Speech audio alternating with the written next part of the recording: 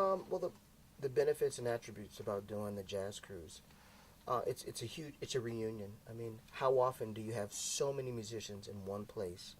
And like usually I arrive on Saturday night, and at the hotel everybody's in the lobby. This year I was conducting actually the Missouri All State Jazz Band, so I couldn't get back for the Saturday night hang and like how's everyone doing.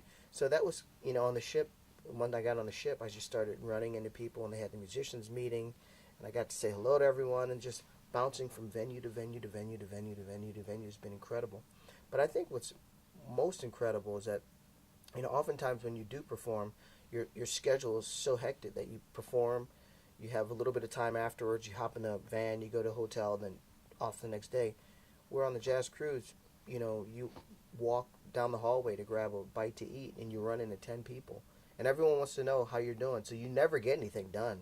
You know, like, okay, I'm gonna go see such and such. You get there like halfway through their set. You hardly ever catch it because people are curious and they want to know how you're doing. And I'm curious about how people are doing. If you meet someone and they're like, "Yeah, I've had a rough year," I'm like, "Well, I hope I'll see you next year." And they said, "You're going to see it next year."